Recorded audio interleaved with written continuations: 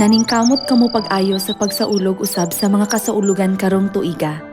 Tungod kay kamo kinasing-kasing nga nangayo sa balaang espiritu sa ulahing ulan, nga gisaad sa kasaulugan sa mga balong-balong, kamo nakadawat niini. Sa kasaulugan sa mga balong-balong, si Jesus nagsangyaw nga nag-ingon, dawata ang tubig sa kinabuhi. Ug karon niining panahon na sa kamatuoran, ang espiritu ug ang pangasaunon usab mianhi og nag-ingon, dawata ang Espiritu Santo. Ang Biblia nag-ingon nga ang ulan sa balaang espiritu ibuubo ni adtong muanhi aron sa pagsaulog sa kasaulugan sa mga balong-balong, samtang ang mga katalagman moabot ni adtong wala. Aron makalingkawas sa mga katalagman ug makasulod sa gingharian sa langit, kitang tanan kinahanglan magsaulog sa kasaulugan sa mga balong-balong. Pagkadako sa atong kalipay nga nakadungog niining bililhong kamatuoran, nakaanggo niini ug mituman niini aron kita makadawat sa kinabuhing dayon ug makasulod sa gingharian sa langit. Apan, daghan ang wala makatuman niini tungod kay wala sila kahibalubahin niini. Kinahanglan dili nato kini itago sa kaugalingon kun dili makugihon nga ipakaylap ang kamatuoran ngadto sa mga kamatyonon nga wala makaila sa Dios. Nag-awhag kanila sa pagsaulog sa kasaulugan sa mga balong-balong. Tungod kay nadawat nato ang balaang espiritu, kinahanglan natong ipatuman ang kalihukan sa Espiritu Santo. Niining panahona, daghang tawo ang nangita sa tubig sa kinabuhi. Gipropesiya mahitungod sa katapusang mga adlaw, padad-an ko gutom ang nasod. Gutomon ang katawhan apan dili sa pan, ug uhawon sila apan dili sa tubig, gutomon sila sa mensahe gikan sa Ginoo. Niini, ang mga tawo naglatagaw, asa man kita moadto aron makaikyas sa mga katalagman, asa man kita moadto aron mabuhi sa kahangturan, asa man ta magpuyo nga malipayon. Naningkamot sila sa pagpangita sa ingon nga lugar apan wala nila kini makit-i. Atong ipaambit kanila ang tubig sa kinabuhi. Kita kinahanglan masaligon nga mosangyaw, moingon adunay mga panalangin sa pag-ikyas sa mga katalagman, pagdawat sa kinabuhing dayon o pagsulod sa malipayong gingharian sa langit diha lamang sa Sion. Gihatagan ni Jesus si Pedro og tulo ka katapusang hangyo. Siya miingon, gihigugma mo ba ako? Unya, pakana ang akong mga karnero.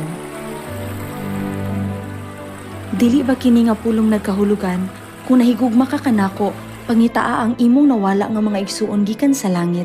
Ingon nga mianhi ako sa pagpangita sa nawala dinhi sa yuta?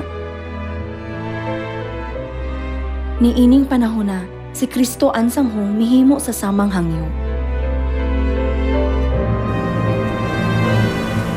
Sama sa iyang unang pag-anhi ug sa iyang ikaduhang pag-anhi, siya miingon, ako mianhi dinhi sa yuta aron sa pagsangyaw. Ug ang kinahanglan lang nimong buhaton mao ang pagsangyaw nga makugihon. Kung higugma nato si Amahang ansanghong, kinahanglang pangitaon nato ang nawala nga karnero. Pakanoon sila gikan sa kahoy sa kinabuhi ug ipaambit kanila ang tubig sa kinabuhi. Ang mga katalagman kaylap sa tibuok kalibutan ug ang mga siyentipiko nagpasidaan sa krisis sa kalibutan.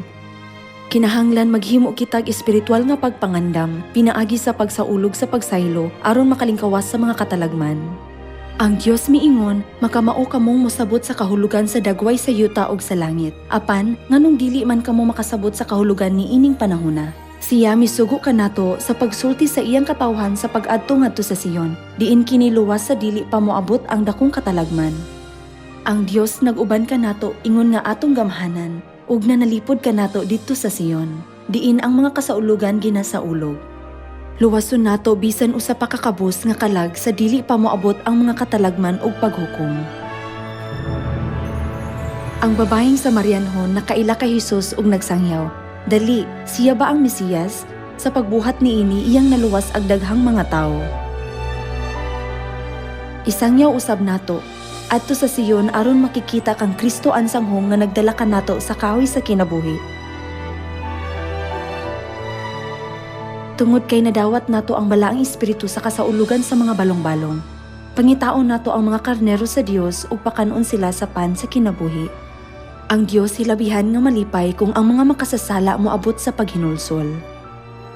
Unsa ka malipayon sa dihang ang usa ka bata nga hapit na mamatay mabuhi pag-usab. Ingon usab ni ana ang gibati sa Dios. Kini mao ang labing dakong gugma sa pagluwas sa himalatyon nga mga kalag, pinaagi sa paggiya kanila nga to sa Sion, ug pag-ambit sa kahoy sa kinabuhi, ang pagsaylo sa bag-ong kasabutan nga gidala kanato ni Kristo ansanghong. Nang hinaot ko nga kamo mahimong mga anak sa Sion, nga makapahimuot sa langit nung amahang ansanghong, pinaagi sa pagpaambit sa labing dako nga gugma. Aron kamo pagadaygon niya sa inyong pagsulod sa gingharian sa langit.